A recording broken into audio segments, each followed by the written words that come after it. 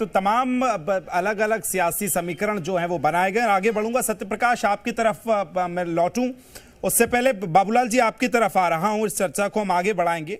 और जो बीजेपी एक संदेश देने की कोशिश कर रही थी और बीजेपी ने कहा था, अमित शाह की हमने रैलियों में देखा था, उन्होंने कहा था कि आप इनको विधायक बनाइए। विष्णुदेव साय की अगर मैं बात करूं, फिर हम इनको एक बड़ा नेता बनाएंगे। अब छत्तीसगढ़ की 11 लोकसभा सीटों का अगर हम जिक्र करें, चूंकि अब आगे मंत्रिमंडल विस्तार होगा और उसके बाद मुख्य जो केंद्र रहेगा वो 24 का लोकसभा चुनाव। क्या अब विष्णुदेव साय के नेतृत्व में क्लीन स्वीप करके आपको 11 ही सीटें देना है? उस लिहाज से 24 के लिहाज से कैसे देखते हैं अब इस नेतृत्व को, ये कैसे आगे बढ़ाएगा? अरे जल्दी निकलो भाई, अरे मुकेश जी जल्दी। बाबूलाल जी आवाज पहुंच रही है आप तक मेरी? आवाज आ रही है? हाँ जी अब आ रही है, बोलिए।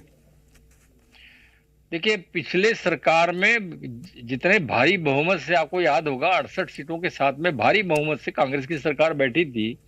लेकिन आप ये भी देखेंगे मात्र 6 महीने बाद जब लोकसभा के चुनाव हुए थे तो जनता ने जो है वो पूरा ध्यान जो है पूरा भारतीय जनता पार्टी की तरफ दिया और 9 सीटें जिता कर दी। और वोटिंग परसेंटेज भी अगर विधानसभा वाइज देखेंगे तो एकदम कांग्रेस से उल्टा चला गया। तो ये भारतीय जो भारत की जो मतदाता है या प्रदेश का जो मतदाता है, ये उसका दृष्टिकोण दर्शाता है कि वो चाहता है कि वहां केंद्र की सरकार जो है वो मोदी के नेतृत्व में बने। ऐसा भाव लोगों के मन में है, ऐसा महसूस किया गया था। और बहुत सारी चीजें देखेंगे तो इस बार भी जो है माहौल, विजय शर्मा को भी डीसीएम बनाने की बात क्यों चल रही है? इसीलिए चल रही है क्योंकि लोकसभा का चुनाव सामने है और हिंदुत्व कार्ड जो है खेला जाएगा। और डीसीएम अगर हिंदू समर्थक या हिंदू का चेहरा होगा तो निश्चित रूप से उसका लाभ मिलेगा। पूरे प्रदेश में वो घूमेंगे और निश्चित रूप से उसका लाभ मिलेगा। और यही भारतीय जनता पार्टी का एजेंडा है और इस एजेंडे से वो कभी पीछे नहीं हटती, ना कोई समझौता करती। बिल्कुल क्लियर एजेंडा है। तो उसके ऊपर अब सवाल आता है कि लोकसभा के चुनाव में वर्तमान जो स्थिति बनी हुई है ये बनी रहेगी, ये माहौल बना रहेगा या कुछ बदलेगा, या कुछ माहौल बदलेगा। तो पूरे राष्ट्रीय प्रदेश में जो माहौल बनेगा उसका असर भी मध्य प्रदेश में देखने को मिलेगा। तो वर्तमान स्थिति तो बड़ी साफ साफ दिखाई दे रही है कि पिछले चुनाव के जो लोकसभा के परिणाम थे शायद वही दोहरा दिए जाए, कोई बड़ी बात नहीं होगी। और अगर कोई विशेष वातावरण तैयार हो जाता है राष्ट्रीय रूप से। ठीक है, लौटूंगा बाबूलाल जी। मेनन जी आपके पास आऊं, उससे पहले सत्यप्रकाश मेरे सहयोगी जुड़े, उनके पास कुछ अपडेट है। जी सत्यप्रकाश बताइए। देखिए, अभी हम तस्वीरें दिखा रहे थे, मुख्यमंत्री विष्णुदेव साय पहुना से निकल चुके हैं। शहीद वीर नारायण सिंह की प्रतिमा पे माल्यार्पण करने जा रहे हैं और शहीद वीर नारायण सिंह की प्रतिमा पे माल्यार्पण करेंगे। उसके बाद फिर से संभावना है कि वो पहुना ही आए, क्योंकि आज रात्रि विश्राम जो है वो पहुना में ही करेंगे। अस्थायी मुख्यमंत्री निवास पहुना हो जाता है तब जबकि मुख्यमंत्री निवास खाली नहीं हो। और पूर्व मुख्यमंत्री भूपेश बघेल जब निवास खाली करेंगे, जो जानकारी है कि अगले कुछ दिनों में वो खाली कर देंगे, फिर वो मुख्यमंत्री निवास में शिफ्ट होंगे। जानकारी ये भी आ रही है कि आने वाले वक्त में जिस तरह से एक भव्य जो है वो नवा रायपुर में मुख्यमंत्री निवास तैयार हुआ है, वहाँ भी मुख्यमंत्री का निवास हो सकता है। मतलब पुराना और नया दोनों निवास हो सकता है। लेकिन फिलहाल पहुना के बाद जो रायपुर शहर के भीतर मुख्यमंत्री निवास है वहीं शिफ्ट होंगे मुख्यमंत्री विष्णुदेव साय, ये भी जानकारी आ रही है। तो अगले कुछ दिन यहीं पर रहने वाले हैं और अभी रवाना हुए हैं। और जो तस्वीरें दिखा रहे हैं राकेश, दिखाइए कि किस तरह से कार्यकर्ता जो थे वो अब कार्यकर्ता फिर से आगे की तरफ, मतलब जहाँ पे शहीद वीर नारायण सिंह की प्रतिमा है, जहां माल्यार्पण कर गए हैं, वहां पे भी अब तमाम गाड़ियां जो है उनके पीछे पीछे मूव कर गई। कार्यकर्ताओं में विष्णुदेव साय मुख्यमंत्री से मिलने की ललक है, उनसे मिलकर बधाई देने की ललक है और भारी तादाद में जो है यहाँ पूना में कार्यकर्ता और पुलिस को बल तैनात किया गया है। तो अब मुख्यमंत्री विष्णुदेव साय निकल चुके हैं माल्यार्पण करने, पुष्प अर्पित करने शहीद वीर नारायण सिंह की। ठीक है, शहीद वीर नारायण सिंह की प्रतिमा पर माल्यार्पण करने अब वो पहुंचेंगे। रूपेश आपके पास आ रहा हूं, उसके बाद आगे का क्या कुछ उनका प्लान रहेगा, आगे किस तरह से अब वो आगे कहां जाएंगे ये भी बताइए। और उसके बाद फिर हम 24 के लिहाज से चर्चा को आगे बढ़ाएंगे।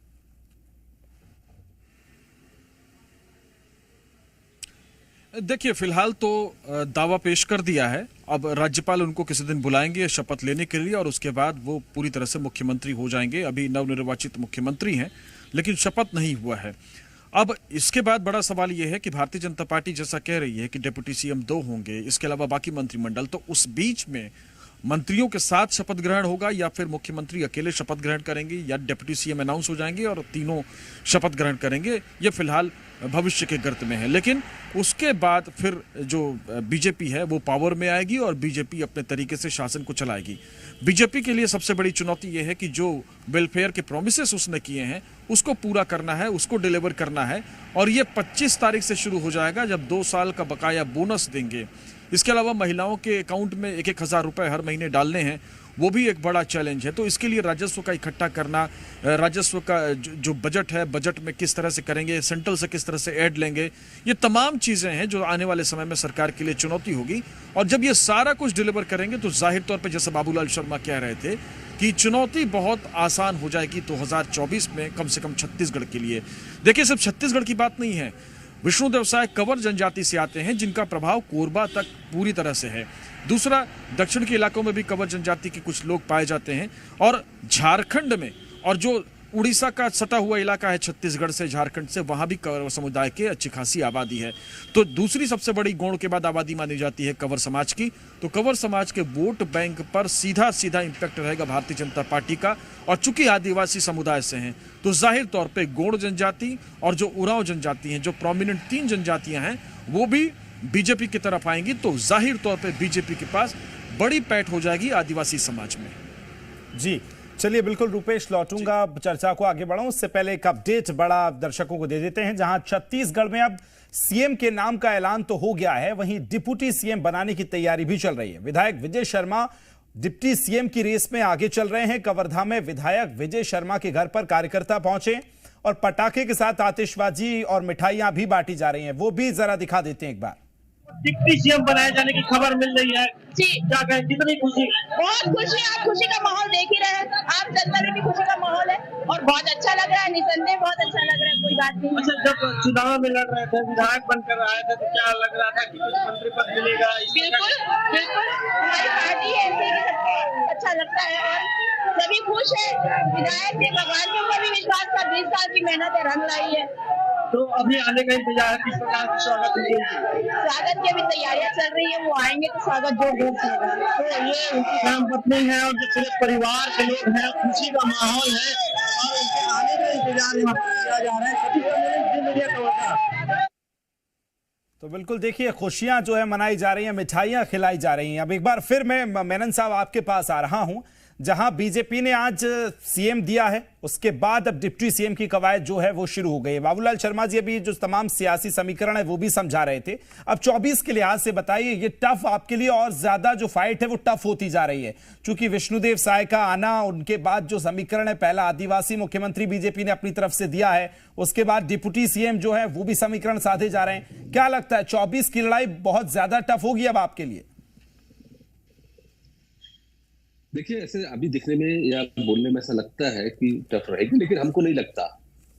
पूरे देश के अंदर में जिस प्रकार से माहौल है, कहीं ना कहीं ठीक है, हम 3 राज्यों में चुनाव हारे हैं, लेकिन तेलंगाना में जीत एक नया संकेत देता है। इसके अलावा इंडिया गठबंधन की रूपरेखा रहेगी। हर जगह प्रयास ये रहेगा कि कैंडिडेट, भाजपा के कैंडिडेट के सामने आए, एक ही कैंडिडेट लड़े, बाकी पार्टियां आपस में वोट काटने की नौबत ना आए। लेकिन छत्तीसगढ़ के संदर्भ में ये बोलना चाहूंगा कि छत्तीसगढ़ के अंदर 6 महीने में परिस्थितियां बहुत बदलेगी। मैं पुनः कहूंगा कि ये भले मोदी जी के चेहरे पर चुनाव जीते हो, जो वादे और नारे घोषणाएं इन्होंने की उस पर जीते हो, लेकिन हमारा ये प्रयास रहेगा, हम जनता को जो इन्होंने वादे किए हैं, चाहे वो शराबबंदी का मामला हो, चाहे वो 58 से 60 लाख महिलाओं को जो इन्होंने फॉर्म भरवाया है और उस फॉर्म भरवाने के बाद उनके घरों में फोन गया है कि आपका फॉर्म एक्सेप्ट हो गया है, आपको पैसे मिलने चालू हो जाएंगे, राशि आ जाएगी 1000। ऐसे जो कुछ पर्दे के पीछे से जो एक चुनावी तरीके अपनाए गए हैं, उसके कारण ही महिलाओं का एक मुश्त अगर उनको वोट मिला है, तो हम यही चाहेंगे, हम करेंगे सरकार को कि वो 58-60 लाख महिलाएं जिन्होंने फॉर्म भरी है, उन सबको वो राशि मिले, जो किसानों का आज नहीं, मेनन साहब इसका आधार भी बताइए। आप कह रहे हैं कि जो टफ फाइट की बात आप कह रहे हैं वो इतनी कठिन नहीं होगी। अब जैसे बाबूलाल शर्मा जी अभी कह रहे थे, अगर हम पिछली बार आपको देखें तो आप बड़े मार्जिन के साथ विधानसभा चुनावों में जीते थे। उसके बाद जब लोकसभा चुनाव हुए थे तो अगर ऐसे परिणाम निकलकर सामने आए थे तो अब तो तमाम समीकरण जो है वो बीजेपी के पक्ष में बैठते नजर आ रहे हैं। कैसे लड़ेंगे, स्ट्रेटेजी तो बताइए जरा। फिर रुपेश आपके पास आ रहा हूं, आप भी सवाल पूछ सकते हैं जी। देखिए, स्ट्रेटेजी हमारी है सड़क की लड़ाई। हम वही चाहेंगे कि हम जनता के बीच में जाएंगे। जनता ने उनको मौका दिया है, हम उसका स्वागत करते हैं। मैं पुनः विष्णुदेव साय जी को बधाई देना चाहूंगा। लेकिन चुनाव में मौका अगर मिला है और इतनी बड़ी मेजोरिटी मिली है, हर वर्ग का अगर वोट मिला है, हर क्षेत्र से उनको वोट मिला है, तो कहीं ना कहीं इन वादों के कारण मिला है, जिन वादों को लेकर पार्टी भाजपा गई है लोगों के बीच। हम जनता के साथ मिलकर आज देखिए, रायपुर शहर के अंदर में जो कोरोना काल में छोटे छोटे खोमचे वालों के, ठेले वालों के जो दुकानें लगी थी, उन तमाम ठेले वालों को आज पिछले 5 दिन से परेशान किया जा रहा है। चाहे वो वेंडर जोन के अंदर काम कर रहे हो, चाहे अन्य जगह। आज ये लोग खड़े हो गए भाजपा के खिलाफ में, अपने विधायकों के खिलाफ में, चाहे कोई भी विधानसभा को। और ये काम पूरे प्रदेश में हो रहा है, हर विधानसभा में हो रहा है। और लोग जानते हैं इस बात को, हम भी जानते हैं, नगर निगम प्रशासन अधिकारी भी जानते हैं, उनके सामने ये सब चीजें हुई है कि जब कोरोना काल आया था तो लोग जिनके पास रोजगार के अवसर नहीं थे, रोजगार के अवसर खत्म हो गए थे, लोग परेशान थे, खाने के लाले पड़े थे, तब लोगों ने स्वयं का व्यवसाय करना शुरू किया था और उसके कारण ऐसी दुकानें खुली थी। आज उनको बिना कोई व्यवस्थापन के उनको आप जगह बिना दिए, ठीक है, इस पे मैं जैसे आज जवाब लूंगा। रुपेश के पास जा रहा हूं जी। रुपेश, रोजगार की स्थिति खड़ी। देखिए, बाबूलाल शर्मा जी से समझना पड़ेगा कि बाबूलाल शर्मा जी जो ओबीसी समाज है, यहाँ का सबसे बड़ा समाज है, 40 से 50% उनकी आबादी है। और कांग्रेस की सरकार ने उसी आबादी को ध्यान में रखते हुए पिछली बार ओबीसी का चेहरा दिया। और बीच में जब 2.5 साल की चर्चा चली तो बहुत सारे कारणों से जो टी.एस. सिंहदेव को मुख्यमंत्री नहीं बनाया गया, वो भूपेश बघेल का ओबीसी होना था। अब सवाल खड़ा यह होता है कि बीजेपी की जब सरकार बनेगी तो ओबीसी चेहरा जो होगा सबसे बड़ा, वो डेप्यूटी सीएम होगा। तो ओबीसी वोट बैंक क्या इस बात से खुश होगा या नाराज होगा, डिसअपॉइंट होगा, क्या लगता है आपको?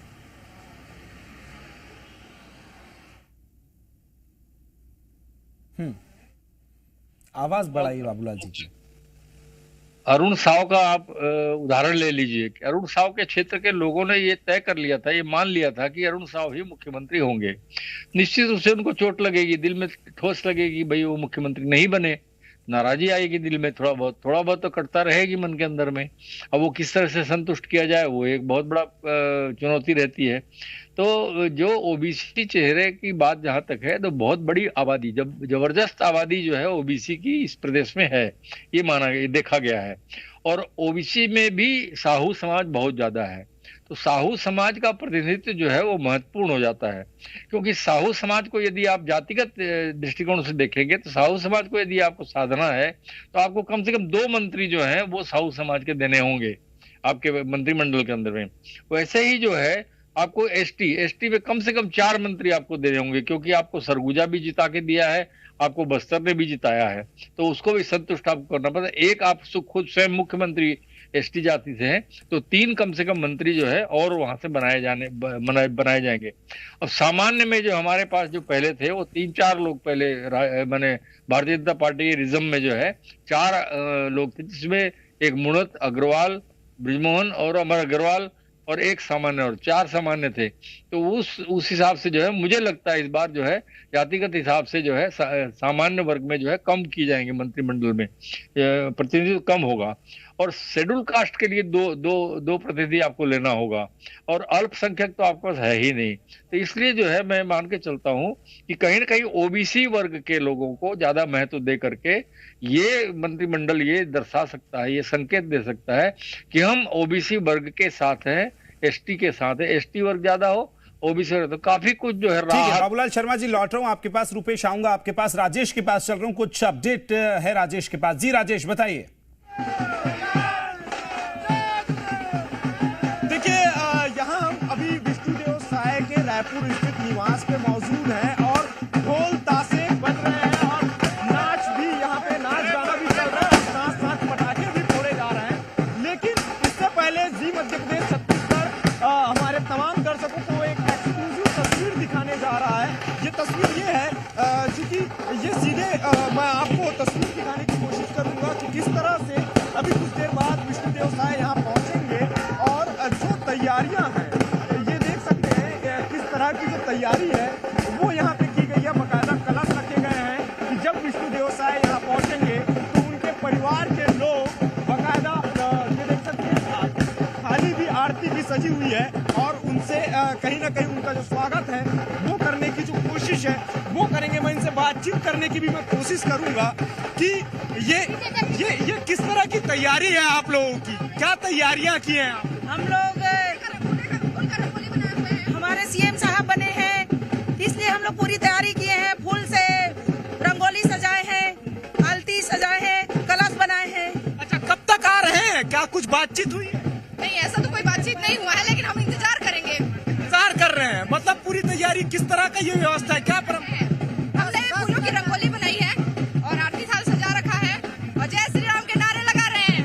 ये देख सकते हैं जय श्री राम के नारे लगा रहे हैं, उनके परिवार के लोग हैं वो मौजूद हैं। और इस ओर मैं एक तस्वीर दिखाऊंगा कि इधर देख सकते हैं तमाम जो जवान मौजूद हैं और साथ साथ ढोल नगाड़े और ताशे वो इस वक्त यहाँ पे बजते हुए यहाँ दिखाई दे रहे हैं और पूरी तैयारियां जो है वो यहाँ पे की गई है। और ये सीधे तस्वीर मैं दिखा रहा हूँ, अभी थोड़ी देर पहले ये जो लाइटें हैं वो लगी नहीं हुई थी, ये पूरा का पूरा अंधेरा छाया हुआ था यहाँ। लेकिन जैसे ही सीएम के नाम का ऐलान हुआ उसके बाद नगर निगम की टीम और प्रशासन की टीम जागी और तत्काल प्रभाव से यहाँ पे जो लाइटिंग की जो व्यवस्था है वो की जा रही है। फिलहाल सीएम सिक्योरिटी भी यहाँ पे मौजूद है, पुलिस के आला अफसर मौजूद हैं। अभी कुछ देर पहले जो जनसंपर्क जो आयुक्त हैं दीपांशु काबरा वो भी यहाँ पहुंचे और जवान तैनात हैं पूरी तरह से घर पे और घर के बाहर भी, और कोई चूक ना हो क्योंकि कार्यकर्ता बड़ी संख्या में आ रहे हैं, कार्यकर्ता उत्साहित है, नाचते गाते हुए यहाँ पे दिखाई दे रहे हैं। बस कुछ ही समय और बाकी है जब छत्तीसगढ़ के नए मुख्यमंत्री विष्णुदेव साय अपने घर पहुंचेंगे और अपने परिवार के लोगों से मिलेंगे, यहाँ कार्यकर्ताओं से मिलेंगे, क्योंकि खुशी और उत्साह कार्यकर्ताओं में सीधे तौर पे यहाँ पे देखने को मिल रहा है। और घर के और परिवार के लोग भी यहाँ पूरी तरह से थाली आरती की जो थाली है वो सजाए हुए हैं कि आखिरकार कब विष्णुदेव साय घर आएंगे और कब उनकी पत्नी उन्हें मिठाई खिलाएगी। क्योंकि हमने अभी थोड़ी देर पहले उनकी पत्नी से भी बातचीत की थी, वो एक बात कहते हुए नजर आए कि हम तो सपने देखे थे लेकिन आज वो सपने पूरे हो गए हैं। तो जी मध्य प्रदेश छत्तीसगढ़ अपने तमाम दर्शकों को ये एक्सक्लूसिव तस्वीर दिखा रहे हैं उनके घर से ही, और घर की पूरी तैयारियां हैं और बस कुछ ही देर और बाकी है कि मुख्यमंत्री विष्णुदेव साय अपने पेश ये इंतजार हो रहा है कि जब निवास पे अपने आवास पे पहुंचेंगे विष्णुदेव साय और परिवार का मुखिया अब प्रदेश का मुखिया बना है तो क्यों ना ये आतिशबाजी की जाए, ढोल नगाड़े बजाए जाए। इंतजार जो है हो रहा है, वाकई आज बहुत बड़ा दिन है उस समुदाय के लिए जो लगातार कई सालों से आस लगाए बैठा था कि कब वो दिन आएगा जब मुख्यमंत्री चुना जाएगा। रूपेश,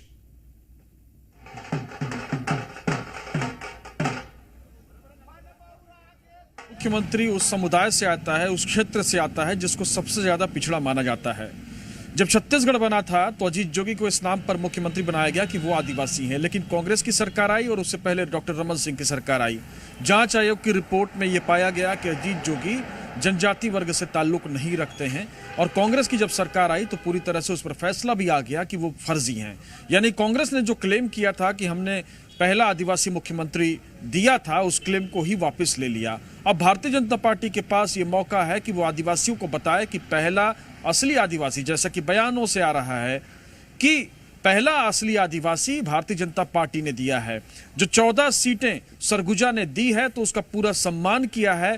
जो संकेत सरगुजा ने दिया है तो भाजपा ने भी संदेश दिया है कि आपने एक तरफा अगर जीत दी है तो आपके बीच से ही कोई मुख्यमंत्री बनेगा। जाहिर तौर पे सत्ता के संतुलन में ये बात भी समझनी पड़ेगी कि आदिवासी समुदाय यहाँ पे करीब 30% है और सिर्फ यहाँ नहीं, झारखंड में भी बड़ी तादाद में आदिवासी हैं, मध्य प्रदेश में बड़ी आबादी है, इसके अलावा उड़ीसा में भी आदिवासियों की बड़ी आबादी है। तो कई राज्यों को साधने की कोशिश भारतीय जनता पार्टी ने की है। लेकिन विष्णुदेव साय जो ये माने जाते हैं कि बहुत ही शांत सरल स्वभाव के हैं, किसी किस्म के विवाद में आज तक नहीं पड़े, चाहे वो केंद्रीय मंत्री रहे हों, प्रदेश अध्यक्ष रहे हों, तो जाहिर तौर पे सभी लोग चाहते थे कि अगर आदिवासियों के बीच से कोई मुख्यमंत्री बने तो विष्णुदेव साय ही बने। विष्णुदेव साय को मुख्यमंत्री बना करके भारतीय जनता पार्टी ने एक और संदेश देने की कोशिश की है कि जो कार्यकर्ता लंबे समय से पार्टी लाइन से जुड़ा रहता है, किसी किस्म के विवाद में नहीं फंसता है, उसके लिए संभावनाएं खत्म नहीं होती हैं। क्योंकि जब चुनाव हो रहे थे तो बड़ा सवाल यह भी था कि विष्णुदेव साय को टिकट मिलेगी या नहीं मिलेगी, क्योंकि पिछली बार वो सांसद थे और सांसद की टिकट उनकी काट दी गई थी। तो ऐसी स्थिति में 5 साल उन्होंने इंतजार किया, प्रदेश अध्यक्ष बनाए गए, लेकिन विश्व आदिवासी दिवस पे ही भारतीय जनता पार्टी ने उनको हटा दिया। लेकिन जो सौगात दी है शहीद वीर नारायण सिंह, जो कि छत्तीसगढ़ में आदिवासियों के सबसे बड़े जननायक हैं, उनके शहीदी दिवस के दिन ही एक आदिवासी को सौगात दी है। तो भारतीय जनता पार्टी ने यह भी संदेश देने की कोशिश की है। कांग्रेस की सरकार में आदिवासियों की नाराजगी की खबरें लगातार आ रही थी, खासतौर से बस्तर से, और कांग्रेस इसकी लगातार अनदेखी कर रही थी। अरविंद नेताम पार्टी छोड़ करके चले गए, अलग चुनाव लड़ लिया, लेकिन कांग्रेस ने उनको न मनाने की कोशिश की, न समझने की कोशिश की कि आखिर इशू क्या है। पेशा को लेकर के आदिवासी समाज में अच्छा खासा विरोध है, तो पेशा को लेकर के भारतीय जनता पार्टी क्या रुख अख्तियार करती है ये भी देखना होगा। आदिवासियों से जुड़े जो दूसरे मसले हैं उनको किस तरह से भारतीय जनता पार्टी एड्रेस करती है, ये भी चुनौती होगी विष्णुदेव साय के सामने कि विकास और जो सामाजिक जरूरत है उनके बीच में संतुलन रखा जाए, क्योंकि कैसे बनाया जहां जाएगा? तक जंगल है तभी आदिवासी है। जी चलिए राजेश के पास आ रहा हूँ। राजेश दे रहे हैं और जी मध्य प्रदेश छत्तीसगढ़ ये एक्सक्लूसिव जी मध्य प्रदेश छत्तीसगढ़ एक्सक्लूसिव तस्वीर दिखा रहा है। ये देख सकते हैं विष्णुदेव साय अपने घर पहुंच चुके हैं और किस तरह से उनके घर के लोग, उनके परिवार के लोग उनका यहाँ पे स्वागत करते हुए दिखाई दे रहे हैं। ये देख सकते हैं उनके परिवार के लोग यहाँ मौजूद हैं और पूरी तरीके से फूल और पुष्प गुच्छ से उनका स्वागत इस वक्त किया जा रहा है। मैं सुनील से कहूंगा कि सुनील वो तस्वीर दिखाए कि बड़ी तादाद पे तमाम कार्यकर्ता जोश और उत्साह के साथ उनका अभिनंदन करते हुए यहाँ पे दिखाई दे रहे हैं। और ये तस्वीरें आप देख सकते हैं कि किस तरह से कितने उत्साह और जोश के साथ जो कार्यकर्ता हैं वो उनका स्वागत करते हुए यहाँ दिखाई दे रहे हैं। ये उनके परिवार के लोग हैं कुछ जो यहाँ मौजूद हैं और ये उनको आरती करके कहीं ना कहीं उनका स्वागत इस वक्त किया जा रहा है। और विष्णुदेव साय के साथ उनके परिवार के लोग भी मौजूद हैं, उनकी साय भी इस वक्त नजर आ रही है उनके साथ। और अब विष्णुदेव साय की आरती उनके परिवार के जो लोग हैं वो इस वक्त कर रहे हैं और वो उनकी पत्नी भी इस वक्त घर से चूंकि बाहर निकल रही है और आ भी गई है और वो फूल का बौछार कर उनका स्वागत यहाँ पे कार्यकर्ता भी करते हुए दिखाई दे रहे हैं। जी मध्य प्रदेश छत्तीसगढ़ ये एक्सक्लूसिव तस्वीर तमाम दर्शकों को दिखा रहा है कि किस तरह से मुख्यमंत्री विष्णुदेव साय अब अपने घर पहुंचे हैं और पूरे जोशीले अंदाज में जो कार्यकर्ता हैं और उनके परिवार के लोग उनका स्वागत और अभिनंदन करते हुए यहाँ पे दिखाई दे रहे हैं। फिलहाल अब कुछ ही देर में अब विष्णुदेव साय अब अपने घर की ओर प्रवेश करेंगे और लेकिन यहाँ पे जो कार्यकर्ता हैं उन पे काफी ज्यादा जोश दिखाई दे रहा है। विष्णुदेव साय के नारे लगाए जा रहे हैं, प्रधानमंत्री नरेंद्र मोदी के नारे लगाए जा रहे हैं और जय जय श्री राम के जयकारे से उनका घर इस वक्त पूरी तरह से गूंज उठा है। ढोल नगाड़े भी बजाए जा रहे हैं और कार्यकर्ताओं का जोश ये तस्वीर से आप देख सकते हैं कि कितने उत्साहित है यहाँ पे कार्यकर्ता। भीड़ जो है कार्यकर्ताओं की उमड़ पड़ी है, बड़ी तादाद के कार्यकर्ता यहाँ पहुंचे हुए हैं और विष्णुदेव साय का इस वक्त देख सकते हैं उनकी पत्नी जो है कौशल्या वो यहाँ पे उनका अभिनंदन करते हुए नजर आ रही है। आरती उतार रही है उनकी पत्नी, क्योंकि अब प्रदेश के कहीं ना कहीं अब वो मुखिया बन गए हैं। घर के तो मुखिया थे ही, लेकिन अब प्रदेश की बागडोर भी अब संभालने जा रहे हैं। तो ऐसे में परिवार के लोग भी काफी ज्यादा उत्साहित हैं और बड़ी तादाद पे जो कार्यकर्ता हैं वो अपने नेता के स्वागत को लेकर के ये देख सकते हैं विष्णुदेव साय अपने बेटे का माथा चूमते हुए यहाँ पे दिखाई दिए हैं और पूरी तरह से ये उनकी पत्नी जो है उनका अभिवादन करते हुए भी दिखाई दे रही है और बड़ी तादाद पे यहाँ कार्यकर्ता भी मौजूद हैं और पटाखे फोड़े जा रहे हैं, ढोल नगाड़े बजाए जा रहे हैं और पूरी तरह से कार्यकर्ताओं में भी जोश और उत्साह इस वक्त देखने को मिल रहा है। और जी मध्य प्रदेश छत्तीसगढ़ ये एक्सक्लूसिव तस्वीर दिखा रहा है और ये देख सकते हैं कि उनकी पत्नी अब उन्हें मिठाई खिलाते हुए भी नजर आएंगी। और ये तस्वीरें केवल जी मध्य प्रदेश छत्तीसगढ़ में, ये एक्सक्लूसिव तस्वीरें आप देख रहे हैं कि ये देख रहे हैं कि किस तरह से उनकी पत्नी कौशल्या जो है वो उनको मिठाई खिलाते हुए नजर आ रही है। अब कहीं ना कहीं मुख्यमंत्री विष्णुदेव साय अब घर की ओर प्रवेश करेंगे, लेकिन उससे पहले एक और रस्म बच गई है और वो रस्म पूरा करने के लिए ये गुलाब के फूलों का जो माला है या हार है, ये देख लीजिए कितने बड़े गुलाब के फूल का ये हार लेके आए हैं और उनकी पत्नी जो है उन्हें पहनाते हुए नजर आ रही है। और जय जय श्री राम के नारे के जयकारे से उनका जो घर है वो गूंज गया है। और ये देख सकते हैं विष्णुदेव साय को उनकी पत्नी ने मिठाई भी खिलाया है और यहाँ जो नारे हैं वो जारी हैं। उनके कार्यकर्ता, उनके परिवार के लोग खुशी से फूले नहीं समा रहे हैं। तमाम जो लोग हैं वो यहाँ मौजूद हैं और बड़ी तादाद पे भीड़ जो है उमड़ पड़ी है। जसपुर के भी बड़ी तादाद में जो कार्यकर्ता हैं वो यहाँ पे मौजूद हैं और अपने नेता का यहाँ पे अभिनंदन करते हुए दिखाई दे रहे हैं। लेकिन अब ये देख सकते हैं अब विष्णुदेव साय अपने घर की ओर जाते हुए दिखाई दे रहे हैं। हम बात करने की उनसे कोशिश करेंगे।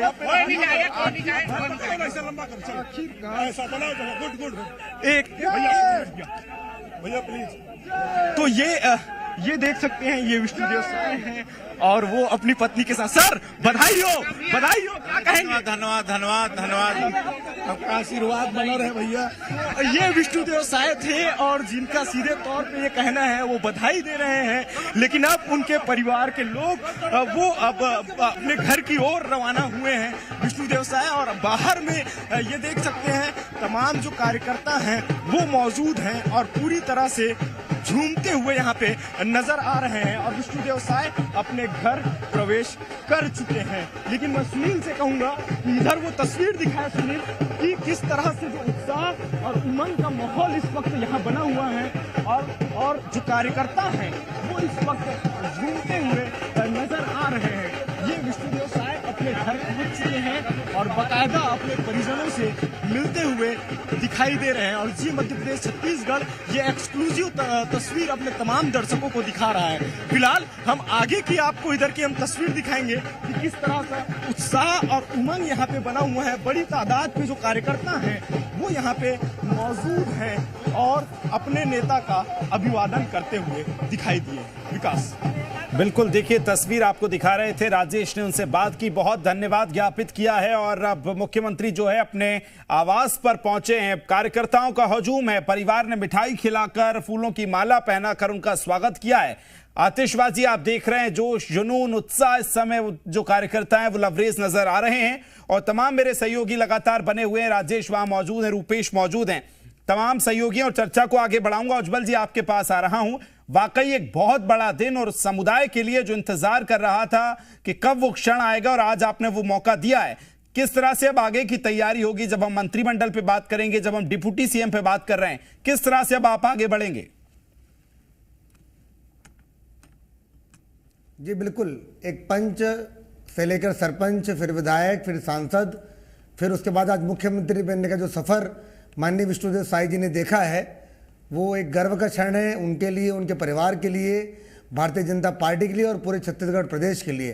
पर एक बात जो मेरे कांग्रेस के मित्र में बार बार कह रहे हैं वो एक असत्य कथन कह रहे हैं शराबबंदी को लेके। मैं बड़ी साफगोई से बात कहना चाहूँगा कि ना पिछली बार ना इस बार शराबबंदी का कोई शब्द हमारे घोषणा पत्र में शामिल नहीं है। पिछले 5 सालों में हमने कांग्रेस की शराबबंदी की घोषणा के वादे को याद दिलाने का काम किया है।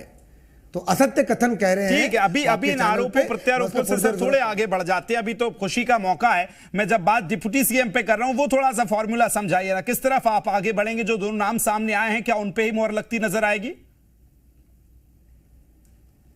जी, भारतीय जनता पार्टी का जो शीर्ष नेतृत्व है वो भौगोलिक दृष्टि से और जातीय समीकरण और बाकी समीकरणों को बिठाकर चुने हुए कैंडिडेट्स को डिप्टी सीएम और स्पीकर की भूमिका का दायित्व सौंपेगा, ये तय है। लेकिन उज्जवल साहब, अभी श्री कुमार जी कह रहे थे कि आपने जो चेहरा चुना है। विष्णुदेव साय जी के चेहरे पर उन्होंने कहा कि अरुण साव जी को बड़ी उम्मीदें थी, आपने उनको निराश कर दिया। उस पर जरूर काउंटर कीजिए। देखिए, भारतीय जनता पार्टी का हर कार्यकर्ता मुख्यमंत्री बनने के योग्य है और इसमें योग्यता वाली कोई बात भी नहीं है। सबकी आकांक्षाएं होती हैं राजनीति के सर्वोच्च शिखर पर पहुंचने की प्रदेश स्तर पर, और मुझे लगता है चुने हुए सारे विधायकों की इच्छा होंगी, पर जो पार्टी के विधायक दल में जो फैसला हुआ उसका सभी सम्मान करेंगे। हम एक अनुशासित पार्टी हैं, कांग्रेस की तरह नहीं जहां पर 2.5 साल 3 साल का फॉर्मूला चलेगा, कोई दिक्कत होगी तो लोग विधायकों की परेड करवाएंगे। हमारी पार्टी में ऐसा ना देखने में आया है ना सुनने में आया है। तो ये अनुशासन की बात है और हर विधायक, हर कार्यकर्ता इसका सम्मान करेगा। चलिए, लौटूंगा आपके पास बिल्कुल, और इस चर्चा को हम जारी रखेंगे। उज्जवल जी हमारे साथ हैं, श्री कुमार मेनन जी, बाबूलाल शर्मा जी, तमाम सहयोगी हैं।